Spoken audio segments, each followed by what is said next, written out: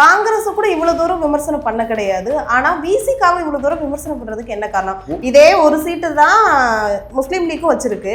அந்த முஸ்லீம் லீக்கும் அங்கதான் போய் ஜாயின் பண்ணிருக்கு. அங்க அமைச்சர் பதவி அதுவும் தான் வாங்கியிருக்காங்க. ஆமா, ஆனா அவங்க ரெண்டு பேருமே ஒரு அமைச்சர்களுக்குள்ள வாங்கி வைக்கிறாங்கல்ல. அப்போ முஸ்லீம் லீக்கு கூட நீங்க விமர்சனம் பண்ண மாட்டேங்கிறீங்க, விசிகாவை மட்டும் விமர்சனம் பண்ண. விசிகாவை மட்டும் விமர்சனம் பண்ணுவதற்கான மிக முக்கியமான ஒரு காரணம், தலித்துகள் அதிகாரத்துக்கு வருவதை ஆதிக்க சாதிகளால் பொறுத்து கொள்ள முடியவில்லை. அவங்களால் இருக்கக்கூடிய அந்த ஆதிக்க சாதி புத்தி, அந்த தலித் வெறுப்பு, அதுதான் இதுக்கெல்லாம் காரணம். இதுதான் சிம்பிள் விஷயம்.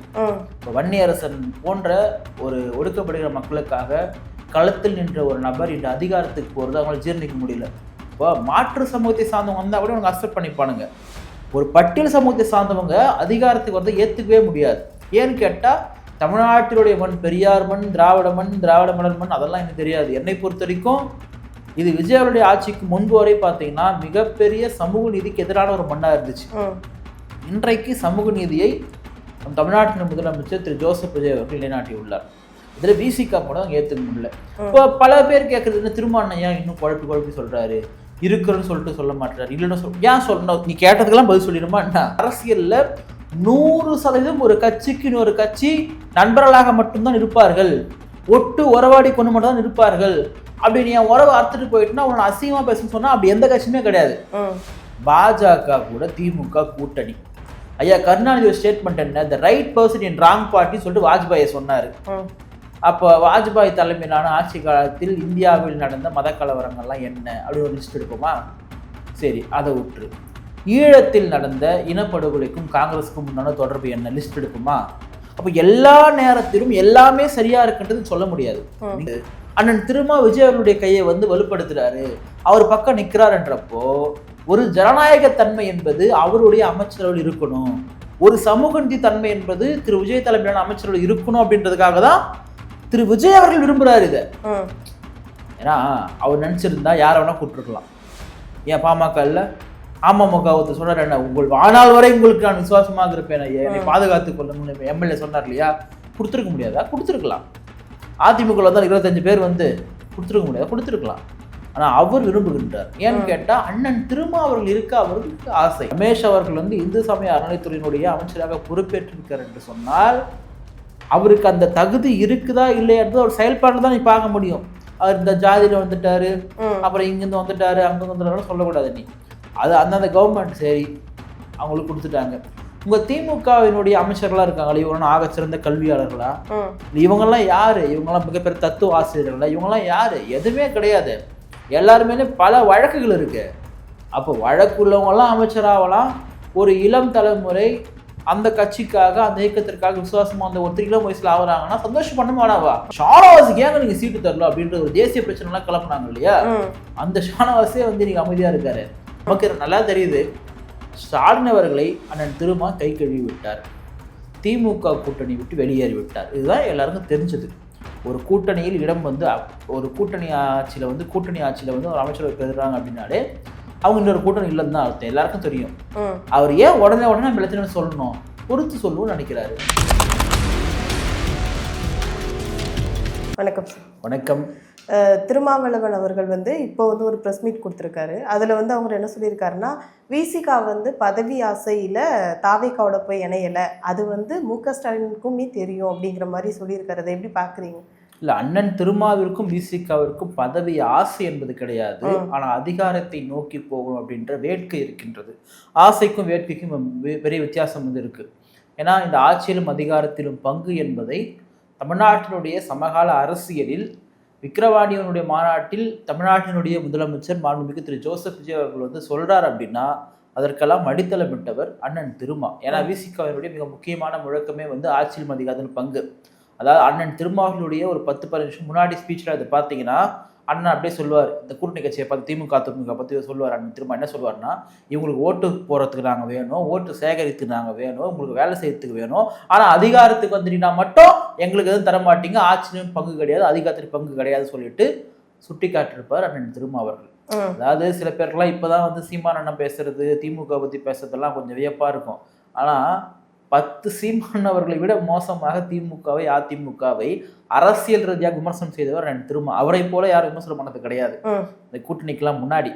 இப்போ இன்னைக்கு என்ன சொல்றாருன்னா, இப்போ நான் இன்னொன்று கேட்குறேன், ஏன் உங்க கேள்விகள்லாம் ஒரு நாள் கூட போய் காங்கிரஸ் கிட்டயோ இல்ல மத்த கட்சிகள் கிட்டயோ ஏங்க பதவி ஆசைக்காக போயிட்டீங்களோ, அப்படி நீங்க எங்க வந்து அதிகாரத்துக்காக போயிடுவீங்களோ அப்படின்ற கேள்வி ஏன் மத்தவங்க கிட்டலாம் கேட்க மாட்டாங்க? இதே நீ செய்தியாளர்கள் இதே மற்ற பேர்ல ஏன் கேட்க மாட்டாங்க? அது என்ன எல்லா கேள்வியும் திருமணம் நோக்கி வருது, என்ன காரணம்? அது மற்றபடி வந்து கூட்டணியை சேர்க்கறதுங்கிறது வந்து மற்றவங்கள பொறுத்தவரை மற்றவங்களை தாண்டி திருமாவர்கள் தானே ரொம்ப சப்போர்ட்டிவா இருந்தாரு. அதுல வந்து அவங்க ஒரு கொஸ்டினே கூட வச்சிருந்திருக்காங்க. அது என்ன சொன்னாங்கன்னா, கூட்டணியை வந்து பாதுகாத்ததே நீங்க தான், அரணா இருந்ததே நீங்க தான் அப்படிங்கிற மாதிரி ஒரு கேள்வி கேட்டிருக்காங்க. அது இவங்களுமே என்ன சொல்லியிருந்திருக்காங்கன்னா, நான் ஒண்ணு கூட்டணி தலைவர் கிடையாதுல நான் பாதுகாக்கிறதுக்கு அப்படிங்கிற மாதிரி சொல்லியிருக்காங்க. இதுவே ஒரு நேரத்துல பேசு பொருளா இருந்தது. இந்த கூட்டணி சிதையக்கூடாது அப்படின்ற ஒரு எண்ணம் விசிகாவிற்கும் அண்ணன் திருமாவிற்கும் தான் அதிகமா இருந்துச்சு. அதை நான் இல்லைலாம் சொல்ல. திமுக தலைமையிலான கூட்டணியை சிதையாம பாதுகாக்கணும் அப்படின்றதுலாம் அண்ணன் திருமாவுக்கு இருந்துச்சு. ஆனால் இன்னைக்கும் அப்படி இருக்குன்னு சொல்லிட்டு எதிர்பார்க்குறேன். ஏன்னு கேட்குறேன் நான். இன்னைக்கு என்னன்னா, இப்போ உதாரணத்துக்கு எடுத்துக்கலாம், திமுக கூட்டணியில் திமுக பிறகாக வாக்கு வங்கி உள்ள ஒரு கட்சி அதனால விசிகா பேருக்கு ஒன்னா காங்கிரஸ் முன்னாடி இருந்திருக்கலாம், சரிங்களா? இப்போ அவங்க வெளியே போயிட்டாங்க, டாடா பாபை சி சொல்லிட்டு போயிட்டாங்க. விசிகா வந்து இருந்துச்சு. அந்த விசிகாவுக்கு நீ என்னென்னலாம் பண்ணியிருக்க இப்போ கிடையாது. உன்னுடைய வரலாறு எடுத்து பார்க்கலாம். திமுக வரலாறு எடுத்து பார்த்தோம்னா, திரு கருணாநிதி தலைமையிலான வரலாறு முதற்கொண்டு பார்த்தீங்கன்னா வந்து விசிகாவுக்கு ஏதோ இப்போதாவது 8 சீட்டு வாங்கிட்டாங்க, முன்னாடியே 10 சீட்லாம் வாங்கிக்கிறாங்க. இதே திமுகலாம் 8 சீட்டுக்கு மேலே வந்து அவங்களுக்கு கொடுத்துருக்கு, சரிங்களா? அப்புறமா நீ என்ன பண்ண, அதாவது இந்த கூட்டணி கட்சி பாஜகவை தான் சொல்லுவாங்க, இது வந்து ஆக்டோபஸ் போல தாங்கிட்ட வரதெல்லாம் அப்படியே கரைச்சிரும், அப்படியே வந்து சதைச்சிரும் பாஜக அப்படின்னு சொல்லிட்டு. திமுக ஒன்றும் விதிவிலக்கெல்லாம் கிடையாது. நீங்க முன்னாடி 2 சீட் 3 சீட் வாங்கியிருந்தவங்களை கூட வந்து கூப்பிட்டு வந்து வெறும் ஆதரவு மட்டும் தெரியுங்க அப்படின்னு சொல்லுவாங்க. முன்னாடி 10 சீட் வாங்கியிருந்தவங்களை வந்து கூப்பிட்டு இருந்தா 6 சீட் வச்சுக்கன்னு சொல்லுவாங்க.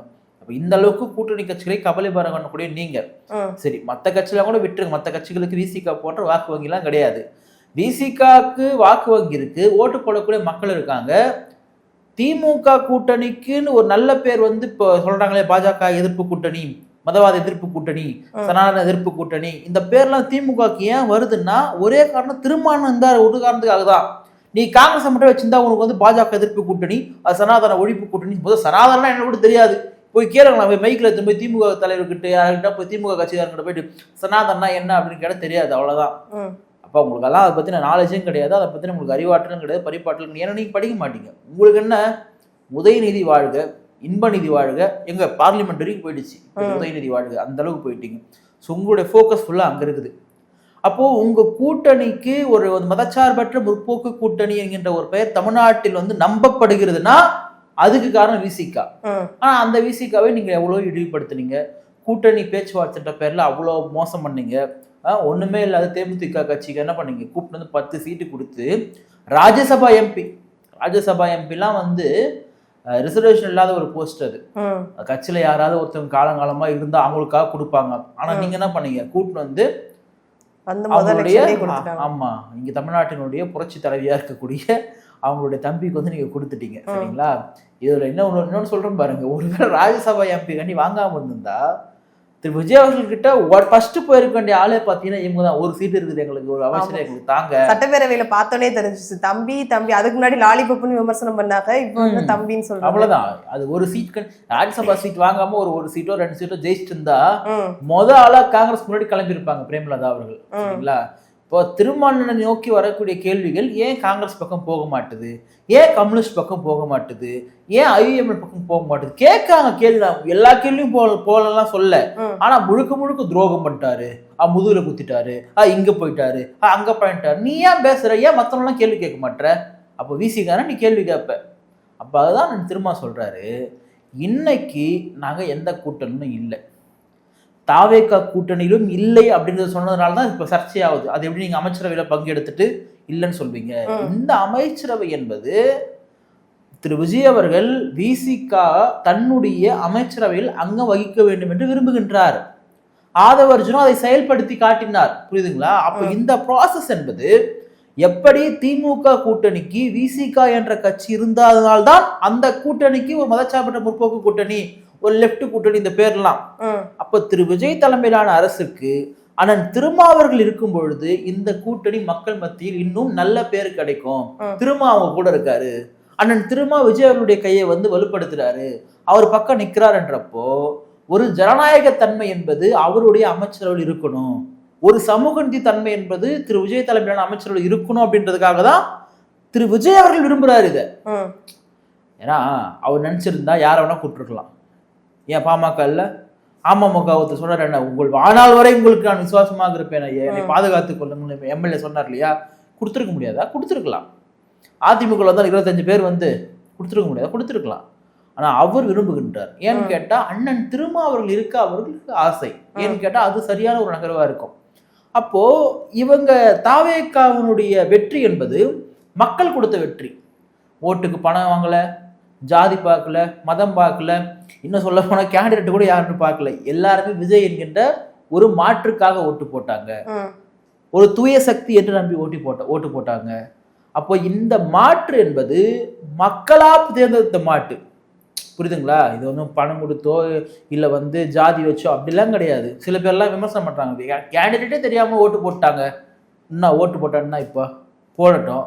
இப்போ நீங்கன்னா உங்கள் கேண்டிடேட் எல்லாம் இப்போ திமுகவோட முன்னாள் அமைச்சர்கள்லாம் இருக்காங்களா, எம்எல்ஏக்கள்லாம், இப்போ இவங்களாம் சமூக நீதி வீரர்களா? இவங்கெல்லாம் அனிதா ராதாகிருஷ்ணன் பேசுகிறாரு, ரொம்ப இழிவான முறையில் வந்து காங்கிரஸை பேசினார். பெண்களை வந்து கொச்சையாக பேசக்கூடிய வார்த்தையை வச்சு அனிதா ராதாகிருஷ்ணன் பேசினார். அப்போ அவரால் நம்ம புரட்சியாளர் லிஸ்ட்டில் சேர்த்து இல்லாமல் என்ன அருவருப்பான பேச்சு. ஆர்எஸ் பாரதினா பேசினார், நாங்கள் இல்லாத அமைச்சர்கள் எவன் இருந்தா எங்களுக்கு என்ன, செம்ம திமிரு. இல்ல அந்த வகையில வந்து காங்கிரஸ் வெளியில வந்துச்சுல்ல, ஃபர்ஸ்ட் வந்து காங்கிரஸ் தான் வெளியில வந்துச்சு. காங்கிரஸ் கூட இவ்வளவு தூரம் விமர்சனம் பண்ண கிடையாது. ஆனா விசிகாவை இவ்வளவு தூரம் விமர்சனம் பண்றதுக்கு என்ன காரணம்? இதே ஒரு சீட்டு தான் முஸ்லீம் லீக்கும் வச்சிருக்கு. அந்த முஸ்லீம் லீக்கும் அங்கதான் போய் ஜாயின் பண்ணிருக்கு. அங்க அமைச்சர் பதவி அது உள்ள வாங்கியிருக்காங்க. ஆமா. ஆனா அவங்க 2 பேருமே ஒரு அமைச்சர்களுக்குள்ள வாங்கி வைக்கிறாங்கல்ல. அப்ப முஸ்லீம் லீக்கு கூட நீங்க விமர்சனம் பண்ண மாட்டேங்கிறீங்க, விசிகாவை மட்டும் விமர்சனம் பண்ண. விசிகாவை மட்டும் விமர்சனம் பண்ணுவதற்கான மிக முக்கியமான ஒரு காரணம், தலித்துகள் அதிகாரத்துக்கு வருவதை ஆதிக்க சாதிகளால் பொறுத்து கொள்ள முடியவில்லை. அவங்களால் இருக்கக்கூடிய அந்த ஆதிக்க சாதி புத்தி, அந்த தலித் வெறுப்பு, அதுதான் இதுக்கெல்லாம் காரணம். இதுதான் சிம்பிள் விஷயம். இப்போ வன்னியரசன் போன்ற ஒரு ஒடுக்கப்படுகிற மக்களுக்காக களத்தில் நின்ற ஒரு நபர் இந்த அதிகாரத்துக்கு போறது அவங்களால ஜீர்ணிக்க முடியல. நான் இப்போ வன்னியரசன் நம்ம கிட்ட இருப்பான்னு பார்த்தேன், நமக்கு விசுவாசமா இருந்தாரு, தளபதி ஸ்டாலின் சொன்னாரு, உதயநிதினு சொல்லிட்டு சொன்னாரு, இப்படியெல்லாம் சொன்னார், அங்கே போயிட்டாருன்னு கேட்டா நான் உனக்கு எதாவது சொல்லுங்கணுமா? அவருக்கு வந்து உங்க கூட்டணி இருந்தாரு, உங்க கூட்டணிக்காக அவர் பேசினார், அவ்வளவுதான். அப்ப இன்றைக்கு ஒரு அமைச்சர் பொறுப்பு வந்து அவர் கிடைக்குதுன்னா அது விசிகாவிற்கு கிடைத்த வெற்றி, அண்ணன் வன்னியரசனுடைய உழைப்புக்கு கிடைத்த வெற்றி. அதை உன்னால ஜீர்ணிக்க முடியல. இதே வன்னியரசன் எத்தனை முறை வந்து திமுக கூட்டணியையும் திமுகவையும் திரு ஸ்டாலினையும் ஆதரித்து இன்றைய முதலமைச்சர் திரு விஜய் அவர்கள் எதிர்த்து பேசியிருப்பார். அது வேற, அரசியல் என்பது வேற. இப்போ சில பேர் வந்து அதெல்லாம் ட்ரோல் பண்றானுங்க, விஜய் எதிர்த்து இந்த மாதிரிலாம் பேசினார் வன்னியரசன், இப்போ வந்து அதை எடுத்து போறாங்க. அது வேற. இங்க வந்து அரசியல்ல 100% ஒரு கட்சிக்கு இன்னொரு கட்சி நண்பர்களாக மட்டும்தான் இருப்பார்கள், ஒட்டு உறவாடி கொண்டு மட்டும் தான் இருப்பார்கள். அப்படி நீ உறவை அறுத்துட்டு போயிட்டுனா உன்னை அசிங்கமா பேசணும்னு சொன்னா அப்படி எந்த கட்சியுமே கிடையாது. பாஜக கூட திமுக கூட்டணி. ஐயா கருணாநிதி ஸ்டேட்மெண்ட் என்ன, the right person in wrong party சொல்லிட்டு வாஜ்பாயை சொன்னாரு. அப்போ வாஜ்பாய் தலைமையிலான ஆட்சி காலத்தில் இந்தியாவில் நடந்த மத கலவரங்கள்லாம் என்ன அப்படின்னு ஒரு லிஸ்ட் எடுப்போமா? சரி, அதை விட்டுரு. ஈழத்தில் நடந்த இனப்படுகொலைக்கும் காங்கிரஸுக்கும் முன்னான தொடர்பு என்ன, லிஸ்ட் எடுப்போமா? அப்போ எல்லா நேரத்திலும் எல்லாமே சரியா இருக்குன்றது சொல்ல முடியாது. நீங்க கேட்கறது விசிகா நோக்கி அம்புகள் விடுறதுக்கு காரணம் ஒண்ணுதான், தலித்துகள் அதிகாரத்துக்கு வரக்கூடாது. இப்போ விஜய் அவர்களுடைய கட்சியில் இருக்கக்கூடிய அந்த 7 பேர் அமைச்சர் இருக்காங்க இல்லையா, பட்டியல் சமூகத்தை சார்ந்தவங்க, அவங்க அதிகாரத்துக்கு வந்ததையே இவங்களால பொறுத்துக்க முடியல. இத்தனைக்கும் இவங்க ஒன்றும் ஓட்டு போட்டு வரல, திமுக காரனும் அதிமுக காரனும் ஓட்டு போட்டு வரல. தமிழ் சமூகத்தினுடைய மக்கள் ஒரு மாற்றம் என்று நம்பி வாக்களித்தார்கள். உள்ளபடி எனக்கு அவருடைய அமைச்சரவையில் வந்து கமலின்னு ஒருத்தவங்க வந்திருக்காங்க இல்லையா, 28 வயது தான் அவங்களுக்கு. அவங்க இன்றைக்கு வந்து அமைச்சர். ஒரு எளிய பின்புலத்தை கொண்டவர்கள், எந்த பொருளாதார வசதியும் கிடையாது, எந்த சமூக உயர்வுக்கான அதிகாரத்தை நுகராமல் இருந்த ஒரு குடும்பம், இன்றைக்கு அவர்கள் அமைச்சர். அந்த மாதிரி பல பேர் இருக்கிறாங்க, இளம் வயதில் உள்ளவங்களாம் இருக்காங்க. அப்ப இதை பார்த்து உங்களுக்கு வந்து வைத்தறிச்சல். இப்போ மாற்று சமூகத்தை சார்ந்தவங்க வந்தால் கூட அவங்க அக்செப்ட் பண்ணிப்பானுங்க. ஒரு பட்டியல் சமூகத்தை சார்ந்தவங்க அதிகாரத்துக்கு வரதை ஏற்றுக்கவே முடியாது. ஏன்னு கேட்டால் தமிழ்நாட்டினுடைய மண் பெரியார் மண், திராவிட மண், திராவிட மலர் மண், அதெல்லாம் எனக்கு தெரியாது. என்னை பொறுத்த வரைக்கும் இது விஜயனுடைய ஆட்சிக்கு முன்பு வரை பார்த்தீங்கன்னா மிகப்பெரிய சமூக நீதிக்கு எதிரான ஒரு மண்ணா இருந்துச்சு. இன்றைக்கு சமூக நீதியை நம் தமிழ்நாட்டின் முதலமைச்சர் திரு ஜோசப் விஜய் அவர்கள் நிலைநாட்டி உள்ளார். இதுல விசிகா கூட ஏத்துக்க முடியல. இப்போ பல பேர் கேட்கறது என்ன, திருமாவளவன் இன்னும் குழப்பி சொல்றாரு, இருக்குன்னு சொல்லிட்டு சொல்ல மாட்டாரு, இல்லைன்னு ஏன் சொல்லணும்? நீ கேட்டதுக்கெல்லாம் பதில் சொல்லிடுமா என்ன? நான் என்ன சொல்றேன், இப்போ நீங்க திமுக இப்படிதான் போய் கேட்டிருந்தீங்களா, இல்ல மற்ற கட்சிகள் இப்படிதான் போய் கேட்டிருந்தீங்க, போய் காங்கிரஸை ஏன் கேட்க மாட்டேன்? காங்கிரஸ் முதல்ல போனாங்களே, ஒரு லெட்டர் ஒன்று கொடுத்துட்டு வந்து போயிட்டாங்க இல்லையா, இனிமேல் இந்த கூட்டணி புரிந்து விட்டது, நாங்கள் இனிமேல் விஜய் தலைமையிலான கூட்டணி இடம்பெறுவோம் சொல்லிட்டு போயிட்டாங்க இல்லையா. அங்க போய் கேட்க மாட்டியே, நீ ஏன் கேட்க மாட்டேற? ஏன் காங்கிரஸ் உடைய அலுவலகத்தில் செய்தியாளர்கள் போக மாட்டாங்களா என்ன? ஒரே காரணம், விசிக அதிகாரத்துக்கு போனது விரும்பல. அதனால இரண்டாவது, செய்தி நிறுவனங்கள் எல்லாமே பார்த்தீங்கன்னா ஒவ்வொரு கட்சியினுடைய பின்புலத்தில் இயங்கக்கூடியது, ஒவ்வொரு கார்பரேட் அரசினுடைய பின்புலத்தில் இயங்கக்கூடியது. எல்லா சேனலும் சொல்கிறோம் அப்படின்னா கூட எனக்கு தெரிஞ்சு ஒரு 80% சேனல் 100 அப்படி தான் இருக்குது. ஏதோ ஒரு வகையில் வந்து ஒருத்தருக்கு வந்து அவங்க நேர்மையாகவும் இல்லை விசுவாசமாகவும் வந்து இருப்பாங்க. அதனால அவங்க என்ன பண்ணுவாங்க, அம்புகளை வந்து இப்படி வந்து வீசுவாங்க. திரும்பான்னா நீங்கள் கேட்டதுக்கெல்லாம் பதில் சொல்லணுன்ற அவசியம்லாம் ஒன்றும் கிடையாது. இப்போ நான் அடுத்த வாரம் எலெக்ஷன் வரப்போதா, இல்லை அடுத்த மாதம் எலெக்ஷன் வரப்போதா, நீங்கள் எந்த கூட்டத்தில் இருக்குன்னு சொல்ல வேண்டிய அவசியமே கிடையாது. நமக்கு நல்லா தெரியுது, ஸ்டாலின் அவர்களை அண்ணன் திருமா கை கழுவி விட்டார், திமுக கூட்டணி விட்டு வெளியேறி விட்டார். இதுதான் எல்லாருக்கும் தெரிஞ்சது. ஒரு கூட்டணியில் இடம் வந்து ஒரு கூட்டணி ஆட்சியில் வந்து ஒரு அமைச்சரவை பெறுறாங்க அப்படின்னாலே அவங்க இன்னொரு கூட்டணி இல்லைன்னு தான் அர்த்தம். எல்லாருக்கும் தெரியும். அவர் ஏன் உடனே பிரச்சனை சொல்லணும், பொறுத்து சொல்லணும்னு நினைக்கிறாரு. அந்த பொறுத்து சொல்றதுல உங்களுக்கு என்ன தயக்கம் தான் நான் கேட்குறேன். இந்த கை கழுவி விட்டாருன்னு இப்போ நீங்கள் சொன்னீங்க. அப்போ அந்த வகையில் வந்து ஸ்டாலின் அவர்களுமே வன்னியரசு அவங்களும் சரி, முஸ்லீம் லீக் அவங்களும் சரி, 2 பேரும் பதவி ஏற்றதுக்கு வந்து ஸ்டாலின் அவர்கள் வாழ்த்து தெரிவித்தாங்க. ஆனால் இவங்க வாழ்த்து தெரிவித்தது எல்லாமே ஒரு கண் துடைப்பு அப்படிங்கிற மாதிரி சொல்கிறாங்க. ஆராசாவும் சரி, பாரதி அவங்களும் சரி, 2 பேரும் ஒரு கொச்சையாக பேசியிருந்தாங்க இல்லையா, அதனே கண் துடைப்புக்காண்டு தான் இவங்க ட்விட்டு போட்டிருக்காங்க அப்படிங்கிற பேசியிருக்காங்க. உதயநிதி அவர்கள் திண்டிவனத்தில் போய் பிரச்சாரம் பண்ணுறாரு. அண்ணன் வன்னியரசு நிற்கும் பொழுது என்ன சொல்கிறாருன்னா, ஏன் வெற்றியை விட வன்னியரசன வெற்றி தான் முக்கியம், அதனால தானே ஓட்டு கேட்க வந்திருக்குன்னு சொல்லிட்டு உதயநிதி சொன்னார். ஏன் உதயநிதி ஒரு வாழ்த்து கூட சொல்லல இது வரைக்கும்? என்ன தடுக்குது? உங்களால் உங்கள் தோல்வியை ஏற்றுக்கொள்ள முடியவில்லை.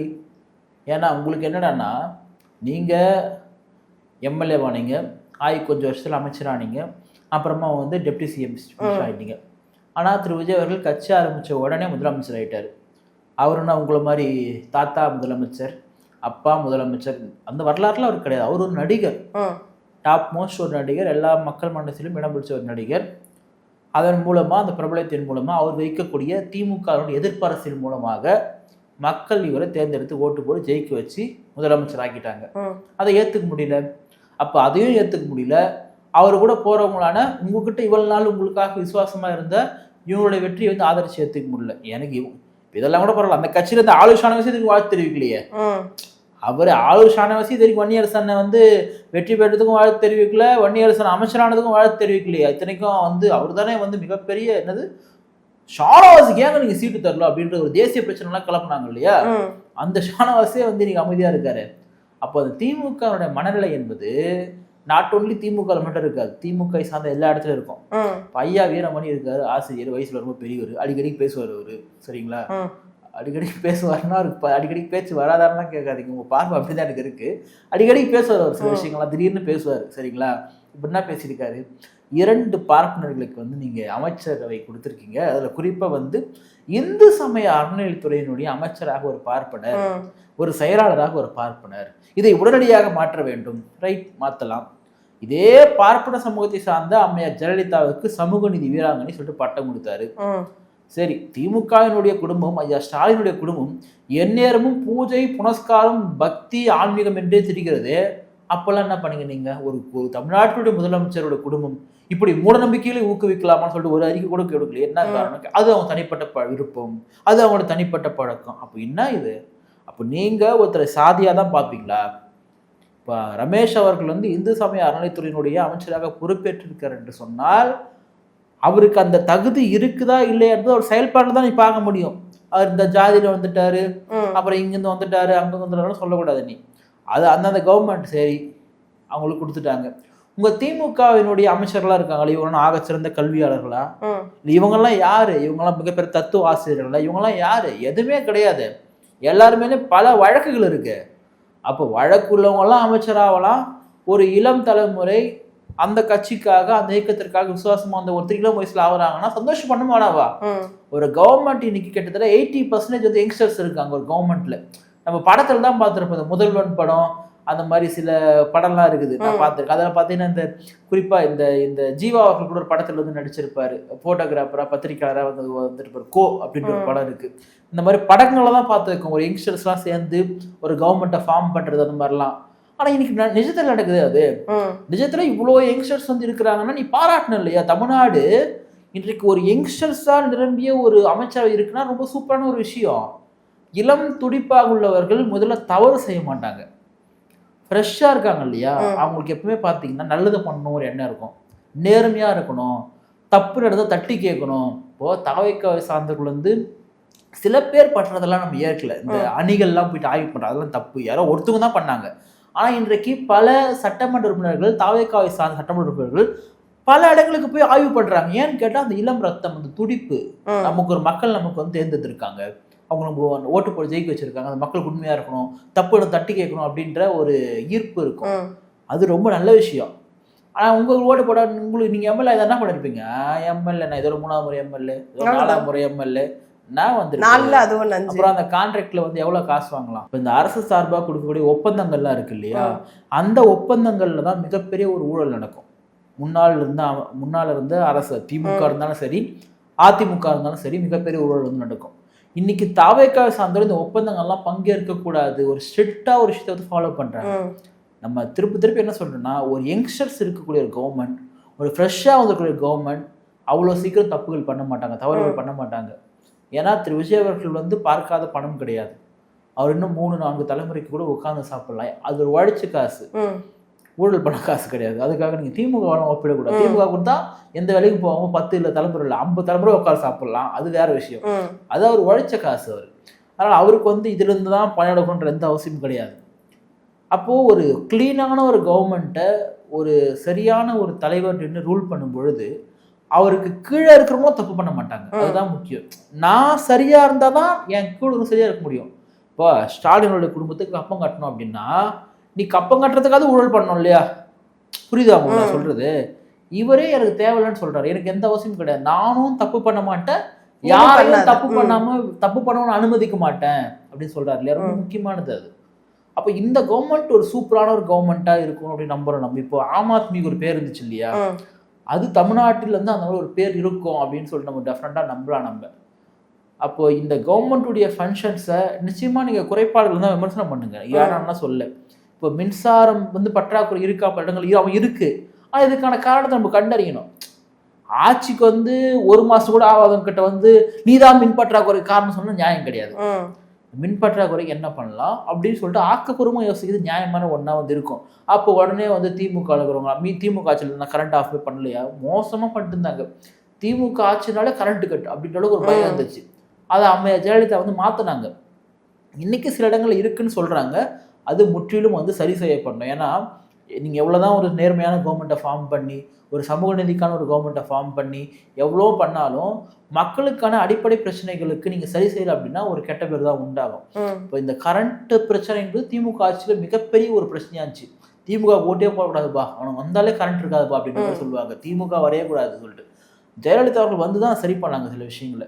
நிறைய அனல் மின் நிலையங்கள்லேருந்து மின்சாரங்கள் எடுத்தது, பல வகையாக மின்சாரங்கள் அது பண்ணதெல்லாம் வந்து பண்ணாங்க அவங்க. இப்போ இதை வந்து இவங்க பண்ணணும் அப்படின்றத நம்ம சொல்கிறோம். ஆக்கப்பூர்வமான கேள்வி வந்து முன்வைங்க. அது இப்போ திமுக இப்போ உதயநிதியோடு சொல்லியிருக்காரு, இப்போ வந்து கஞ்சா தான் வந்து கிடைச்சிருக்கு அப்படின்ற மாதிரிலாம் சொல்லியிருக்காரு. இப்போ உங்க ஆட்சியெல்லாம் என்ன வந்து ஃபுல்லா பிஸ்கெட் வித்துட்டு இருந்தீங்களா எல்லா இடத்துலையும்? கஞ்சா வந்தது 30க்கு மேல கொலைகள், பாலியல் தொந்தரவு அப்படின்னு சொல்லி ரொம்ப அதாவது தனி மனிதர்களுக்கிடையே நடக்கக்கூடிய முரண்கள், குற்றங்கள் என்பது நடந்து கொண்டு தான் இருக்கும். இப்போ நீங்கள் ஆனால் பெண்கள் சார்ந்த குற்றங்களில் நம்ம அப்படி நார்மலைஸ் பண்ண முடியாது. இப்போ 2 தனி மனுஷனுக்கு வந்து பிரச்சனை, அவன் இவனை வெட்டிடுறான்னு சொன்னால் அது கவர்மெண்ட் பொறுப்பேற்க முடியாது. ஆனால் பெண்களுக்கு உண்டான பாதுகாப்பின்மை நடக்குதுன்னா அது கவர்மெண்ட் தான் பொறுப்பேற்கணும். ரோட்டில் ஒரு பொண்ணு போகுது, அந்த பொண்ணுக்கு ஒரு அபியூஸ் நடக்குது, இதுக்கு காரணம் வந்து கவர்மெண்ட் அப்படின்னு சொல்லிட்டு நம்ம சொல்ல முடியுமான்னு கேட்டால் சொல்ல முடியணும். ஏன்னு கேட்டால் அந்த பெண்ணையும் பாதுகாக்க வேண்டிய பொறுப்பு உங்களுக்கு இருக்குது. அப்போ உமன் அபியூஸையும் நீங்கள் தனிப்பட்ட மக்களுடைய பிரச்சனையும் ஒன்று சேர்க்க முடியாது. இப்போ கூட பாருங்கள், ஒரு சிறுமி சொந்தக்காரனாலே ஒரு அவ்வளோ மோசமான முறையில் வந்து பண்ணப்பட்டு கொலை செய்யப்பட்டிருக்காங்க. ரொம்ப கடுமையான தண்டனை அவங்களுக்குலாம் கொடுக்கப்படணும். அப்போது இது எப்படி கவர்மெண்ட் மேலே இங்கே திருப்பணும் அப்படின்னா நம்மளே சொல்கிறோம் இல்லையா, சட்டங்கள் கடுமையாக தான் இருக்குது. விசாரணை வெகு சீக்கிரமாக நடந்து வெகு சீக்கிரமா தண்டனை கொடுக்கப்படணும். இப்ப எனக்கெல்லாம் தெரிஞ்சு அவனுக்குலாம் மரண தண்டனை கொடுக்கணும். அவன்லாம் வாழ தகுதி இல்லாத ஒரு நபர். அவன் வாழ்ந்து என்ன பண்ண போறான்? அவன் ஒன்றும் பண்ண போறது கிடையாது. அப்போ நீங்க உடனே வந்து அவனுக்கு உண்டான இப்ப அவனை பிடிச்சிட்டாங்க, அவன் தான் பண்ணா, அவன் தான் யார் அப்பனா அது மாதிரி சாவச்சிரு, நீ அவனை தூக்கில போட்டுரு, வேற வழியே இல்லை. அவனை வச்சு என்ன பண்ண போற? நீ ஒரு தப்பான முன்னுதாரணம் ஒருத்தருக்கான், அவனை வச்சுட்டு இருக்கக்கூடாது நீ. அப்போ கவர்மெண்ட் தரப்பு, அரசு தரப்பு வழக்கறிஞர்கள் மிக சீக்கிரமான அதுக்கான குற்றப்பத்திரிக்கை தாக்கல் செஞ்சு நீங்க உடனே நீதிமன்றத்தில் சமர்ப்பிச்சு வேகமா, இப்போ நீதிமன்றம் வந்து தீர்ப்பு கொடுக்க லேட் ஆகுதுன்னு ஒரு பக்கம் வந்து சொல்லுவாங்க இல்லையா? அஸ் அட்வொகேட் என்ன சொல்ல விரும்புறேன்னா, ஒரு கவர்மெண்ட் தரப்பினுடைய விசாரணை முறை வெகுவாக முடிஞ்சாதான் நீதிபதி தீர்ப்பளிக்க முடியும். கவர்மெண்ட்ல வந்து உண்மையாவே குறைக்கிறத விமர்சனம் பண்ணுங்க, ஆனா இந்த பேருக்காக விமர்சனம் பண்றதெல்லாம் ரொம்ப அல்ப விமர்சனம். பட் இந்த எந்த விமர்சனமே விஜய் அவர்களுடைய இமேஜை வந்து காலி பண்ணாதுன்னு நம்புறேன். ஏன்னா அவருடைய இமேஜ் ரொம்ப பெருசா இருக்குன்றது என்னுடைய ஒரு பார்வை. இப்போ திரும்ப அவர்கள் வந்து எல்லா இடத்துலயுமே சொல்றாங்க, இந்த அமைச்சரவைக்கு வந்து நான் வந்து ஆசைப்படலை, ஆனால் என்னுடைய நிர்வாகிகள்லாம் ஆசைப்படுறாங்க, அவங்களுக்காண்டி தான் நாங்கள் இந்த அமைச்சர் போஸ்டிங் போயிருக்கோம் அப்படிங்கிற மாதிரி சொல்கிறாங்க. அதை எப்படி பார்க்குறீங்க? இல்லை, விசிக்கு அதிகாரத்தில் பங்கெடுக்க வேண்டும் என்பது என்னுடைய ஆசையுமே கூட. ஏன்னா விசிகான்ற கட்சி ஒடுக்கப்படுகிற மக்களுடைய உரிமைகளுக்காக தோற்றுவிக்கப்பட்ட ஒரு கட்சி. இப்போ ஒரு வாய்ப்பு கிடையாது, அதை பயன்படுத்திக் கொள்ளணும். இப்போ விசிகாவிற்கு ஒரு அமைச்சரவை அப்படின்றது வந்து அந்த கட்சிக்கான அமைச்சரவை மட்டும் கிடையாது, அது ஒரு சமூகத்திற்கான அமைச்சரவை. ஏன்னா அதனால தான் அவங்களுக்கு சமூக நலத்துறை வந்து கொடுத்துருக்குதா நான் பார்க்குறேன் நான். ஏன்னா எத்தனையோ பேருக்கிட்ட அந்த துறைகள்லாம் இருந்திருக்கு, டம்மியாக தான் இருந்திருக்கு. அதாவது மத்திய அரசு கொடுக்கக்கூடிய பணத்தை கூட செலவு பண்ணாமல் எஸ்சி எஸ்டி கொடுத்த ஒரு பணத்தை திருப்பி அமைச்சிருவாங்க, அப்படின்லாம் வேற ஸ்கீமுக்கு பயன்படுத்துவாங்க. இதெல்லாம் அயோக்கியத்தனமானது. ஏன்னா என்னவோ எஸ்சி மக்கள் என்னவோ மிகப்பெரிய செல்வர் செழிப்புள்ளவர்களாகவும் அப்படியே மாளிகை மாடங்கள் இன்றைக்கும் வசிக்கிறது போலவும் அப்படியே அவங்க பணத்தை வந்து திருப்பி அமைச்சிடுறாங்க. அப்படிலாம் இன்றைக்கும் பல பேருக்கு தேவையான ஸ்கீம்ஸ். ஏன் கவர்மெண்ட் ஸ்கீம்ஸ் அவங்களுக்கு கொடுக்குது அப்படின்னா அவங்களோட எம்பவர்மெண்ட்டுக்காக தான். அந்த எம்பவர்மெண்ட் விசிகா போன்ற நிர்வாகிகள் அமைச்சர்களாக இருக்கும்போது சிறப்பாக இருக்கும். ஏன்னு கேட்டால் அவங்களுக்கு வந்து களத்தினுடைய அரசு அந்த களத்தினுடைய சூழல் என்னன்னு சொல்லிட்டு தெரியும். உதாரணத்துக்கு தாட்கோ இருக்குது. தாட்கோ லோன் வந்து எஸ்சி எஸ்டி மக்களுக்காக கொடுக்கக்கூடிய ஒன்று. அப்போ இந்த தாட்கோ லோனை வந்து நீ வாங்குறதுக்கு போற அப்படின்னா உங்கள்கிட்ட 1008 கேள்வி கேட்பான் பேங்க்காரன். உனக்கு சூரிட்டி இருக்குதா, உனக்கு வீடு இருக்குதா? டேய், அவங்ககிட்ட எதுவுமே இல்லை. நீ அதை கொடுக்கறதுக்கு வழி பண்ணுவியா, எனக்கு அதை பண்ணுவியா, இது பண்ணுவியா, நீ திருப்பி கட்டுவியா அப்படின்ற ஒரு கேள்விகள்லாம் முன்வைப்பாங்க. தாட்கோ ப்ராசஸ்க்கான முதல் விஷயத்த வன்னி அரசு கையில் எடுத்திருக்காரு. ஒரு மீட்டிங் ஒன்று போட்டிருக்காரு. தாட்கோக்கான ஐஏஎஸ் அதிகாரியை கூப்பிட்டு ஒரு மீட்டிங் வந்து போட்டிருக்காரு. அப்போ எது மக்களுக்கு தேவையோ, எது வந்து எஸ்சி மக்களுக்கான ஒரு அடிப்படை பிரச்சனைகளாக அரசு மூலமா தீர்க்கப்படுமோ அந்த விஷயங்களை வந்து கையில் எடுத்திருக்காங்க. அப்போ பதவி ஆசை திருமாவளவனுக்கு வந்து இல்லைதான், நம்ம இருக்குதுன்னு சொல்லலாம். ஏன்னா நம்ம ஏற்கனவே பேசணும் இருந்தால் அவர் எப்போ சென்ட்ரல் மினிஸ்டர் ஆகிட்டு 3rd டைம் சென்ட்ரல் மினிஸ்டராக வந்து திரும்ப வந்து இருந்திருப்பார். அவருக்கு பதவி ஆசை கிடையாது. ஆனால் விசிகாவிற்கு அதிகாரம் கிடைக்க வேண்டும் என்றும் பதவி கிடைக்க வேண்டும் என்பது காலத்தினுடைய கட்டாயம். ஸோ அந்த காலத்தினுடைய கட்டாயம் வந்து நிறைவேறிருக்கு. அதை தமிழ்நாட்டினுடைய முதலமைச்சர் திரு ஜோசப் விஜய் மூலமாக வழங்கப்பட்டிருக்கு அப்படின்றத நம்ம சொல்லக்கூடியது. இப்போ ஒரு நிகழ்வுல வந்து திரும்ப அவங்க பேசும்போது நாங்கள் வந்து வரலாறு படைச்சிருக்கோம் அப்படிங்கிற மாதிரி ரொம்ப சந்தோஷமா, அதுவும் அந்த இங்கிலீஷ்ல ரொம்ப எப்படி ஒரு ஃப்ளூயண்ட்டாக பேசினாரு. அதெல்லாம் பார்க்கும்போது என்னடா இந்த தலைவர் இப்படிலாம் பேசுவாரா அப்படிங்கிற மாதிரி. ஏன்னா நம்ம தமிழ்ல தான் பெருசா அவங்க பேசி பார்த்துருக்கோம், அந்த இங்கிலீஷ்ல அவ்வளோ போர்வை அழகா பேசுனாங்க. பார்த்ததுல நினைக்கிறேன் அந்த திரும்ப வந்து மிக சிறப்பாக வந்து ஆங்கிலத்தில் உரையாட பார்லிமெண்ட்ல பேசியிருக்காங்க. பார்லிமெண்ட்லயும் கிடையாது, நாட் ஓன்லி, நிறைய கல்லூரிகள்ல பல்கலைக்கழக மாணவர்களிடையே பயங்கரமா இங்கிலீஷ்ல வந்து சூப்பரா ஃப்ளூயன்ஸா பேசக்கூடிய ஒரு நபர் தான். இந்த வெற்றி என்பது வரலாற்று வெற்றி என்பதை திரும்பவே பதிவு செய்கிறாரு. சமூக நீதிக்கான ஒரு வெற்றி இது. ஏன்னா இன்றைக்கு விசிகா அங்கம் வகிக்கிறது என்று சொன்னால் அது இந்த ஆட்சிக்கு நல்லது. அதுதான் விசிகா வந்து உண்மையாகவே இத்தனை ஆண்டு கால உழைப்பின் மூலமாக தன்னுடைய முதல் அமைச்சரவையை பெற்றிருக்கின்றது. இன்னும் பல காலங்களில் பல அமைச்சரவையை பெற வேண்டும். என்னுடைய ஆசை என்னன்னா திரும்ப முதலமைச்சராக பார்க்கணும் அப்படின்றது என்னுடைய ஆசையுமாக இருக்கு அப்படின்றத நான் சொல்ல விரும்புகிறேன்.